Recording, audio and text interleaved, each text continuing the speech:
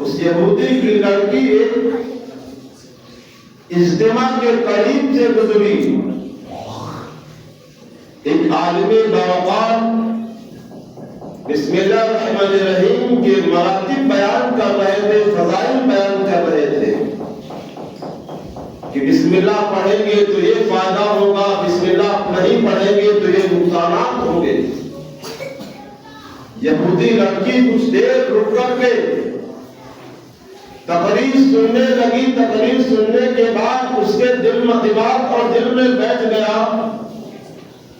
کہ واقعی بسم اللہ پڑھنے سے بڑی برکتیں ہوتی ہیں، اللہ کی ذات خوش ہوتی ہے، مدینے والے مصطفیٰ اس سے راضی ہوتے ہیں جو بسم اللہ پڑھا کرتے ہیں. وہ یہودی لڑکی گھر گئی. اب جو بھی کام کرتی تو کام کرنے سے پہلے بسم اللہ پڑھ لیتی. گھر میں جھاڑو لگاتی تو بسم اللہ پڑھتی، برتنوں کو دھوتی تو بسم اللہ پڑھتی، کھانا پکاتی تو بسم اللہ پڑھتی، کپڑوں کو دھلتی تو بسم اللہ پڑھتی، بستر لگاتی تو بسم اللہ پڑھتی. درجے کی جو بھی گھر کا کام ہوتا وہ بسم اللہ پڑھ کر کے شروع کیا کرتی تھی. ماں باپ نے جب یہ دیکھا کہ میری لڑکی آج کل یہ عجیب بولی بولنے لگی ہے تو ماں باپ سختی کے ساتھ لڑکی کو سمجھایا کہ بسم اللہ پڑھنا چھوڑ دو، کیونکہ یہودی ہم سب مذہب یہودی میں ہیں اور یہودیوں کا یہ کام نہیں کہ ہر کام سے پہلے بسم اللہ پڑھا جائے. لڑکی نے کہا کہ ہم سب کچھ چھوڑ سکتے ہیں لیکن بسم اللہ پڑھنا نہیں چھوڑ سکتے. بسم اللہ پڑھنا نہیں چھوڑ سکتے ہیں. ماں نے ڈانٹا، باپ نے مارا، سب کچھ کر لیا، کھانا پینا بند کر دیا، لیکن لڑکی نے بسم اللہ پڑھنا نہیں چھوڑا. جب بھی کوئی کام کرتی تو سب سے پہلے بسم اللہ پڑھ کر کے شروع کرتی. یہاں تک کہ ماں باپ پریشان ہے کہ کس طرح سے اس لڑکی سے چھٹکارا پایا جائے. انہوں نے ایک ترکیب سوچی کہ کیوں نہ ہم اس لڑکی کو قتل کر دیں. جب قتل کر دیں گے، مار ڈالیں گے تو یہ لڑکی جب مر جائے گی تو بسم اللہ پڑھنا بند کر دے گی. وہ یہودی ایک بادشاہ کا وزیر تھا اور مہر کی انگوٹھی اس وزیر کے پاس رہا کرتی تھی. ایک دن آیا شام کو، لڑکی کو بادشاہ کے یہاں کی انگوٹھی نکال کر کے لڑکی کو دیا. لڑکی کو دیا، کہا بیٹی اسے سنبھال کر کے رکھ لو، جب ہم صبح دربار جائیں گے تو ہم تم سے انگوٹھی کو طلب کر لیں گے. لڑکی نے اس انگوٹھی کو لیا، بسم اللہ پڑھا اور جیب میں رکھ لیا.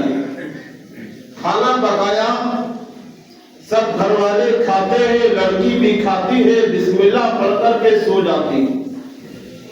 جب رات ہوئی لڑکی سو گئی تو لڑکی کے باپ نے سوچا موقع اچھا ہے، اب رات میں اس کی جیب سے انگوٹھی نکال لی جائے.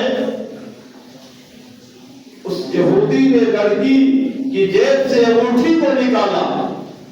نکالنے کے بعد دریا میں پھینک دیا. جب دریا میں انگوٹھی پھینکا تو ایک مچھلی نے اس انگوٹھی کو نگل لیا. باپ خوش ہے کہ آج تو ہم نے انگوٹھی کو دریا میں ڈال دیا ہے، جب صبح ہوگی ہم انگوٹھی لڑکی سے طلب کریں گے، انگوٹھی نہیں ملے گی تو لڑکی کا قتل ہو جائے گا، بادشاہ اسے قتل دے دے گا، پھانسی کے تختے پر چڑھا دے گا. اللہ اللہ، یہودیوں نے اس انگوٹھی کو دریا میں ڈالا. ڈالنے کے بعد جب مچھلی نکلتی ہے، صبح ہوتی ہے، ماہی گیر دریا کے اوپر پہنچتے ہیں، جال کو پھینکتے ہیں، تمام جال میں مچھلیاں پکڑی گئی اور ساتھ میں وہ مچھلی بھی پکڑی جاتی ہے جس نے اس انگوٹھی کو نگلا تھا. ماہی گیر ان مچھلیوں کو بیچنے کے لیے بستی میں لاتے ہیں. اس ماہی گیر کا وزیر صاحب سے کچھ کام تھا، تو سوچا کہ یار وزیر صاحب سے ملاقات کرے اور تحفے کے طور پر ایک مچھلی پیش کرے۔ ماہی گیر نے اتفاق سے وہی مچھلی کو اٹھایا جس مچھلی نے انگوٹھی کو نگلا تھا۔ مچھلی لیا، وزیر صاحب یہودی کے پاس آیا اور مچھلی کو نذرانے کے طور پر پیش کیا، اپنا کام بتایا۔ وزیر کہنے لگا تمہارا کام ہو جائے گا، یہ کہہ کر کے مچھلی کو لڑکی کو تھما دیا۔ بیٹی دربار جانا ہے، مچھلی تیار کرو۔ لڑکی نے بسم اللہ پڑھا، مچھلی لیا، اسے چاک کیا۔ اسے جب چاک کرتی ہے تو کیا دیکھتی ہے کہ اس کی پیٹ کے اندر وہی انگوٹھی رکھی ہوئی۔ اس نے پھر بسم اللہ پڑھا، انگوٹھی نکالا، جیب میں رکھ لیا، مچھلی کو تیار کیا۔ تیار کرنے کے بعد مچھلی تیار ہوئی، پکی۔ یہودی کھاتا ہے، پورے گھر والے کھاتے ہیں۔ کھانے کے بعد جب دربار کا وقت ہوتا ہے تو باپ نے بیٹی سے انگوٹھی طلب کی، بیٹی وہ انگوٹھی لاؤ جو ہم نے تمہیں شام کو دیا تھا۔ لڑکی نے بسم اللہ پڑھا، جیب سے انگوٹھی نکال کر کے یہودی کے باپ کے ہاتھ پر رکھ دیا۔ باپ بڑا حیران ہے کہ یار میں نے تو انگوٹھی کو نکال کر کے دریا میں پھینک دیا تھا، یہ ہماری لڑکی کے جیب میں دوبارہ انگوٹھی کیسے آئی؟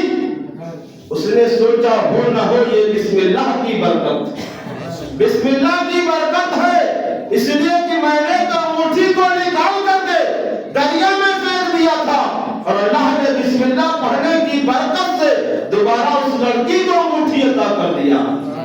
بیٹی سے بات کہنے لگا، بیٹی ہمیں معاف کر دو، ہم نے تو تمہارے قتل کا منصوبہ ہم نے بنا لیا تھا، ہمیں معاف کر دو اور چلو اتنی اللہ والے کی بارگاہ میں چلتے ہیں جن کی تم تقریر کو سن کر کے ہر کام سے پہلے بسم اللہ پڑھنا شروع کر دیا ہے، چلو ہم انہی کی بارگاہ میں چلتے ہیں اور یہودیت سے توبہ کر کے اسلام میں داخل ہوتے ہیں۔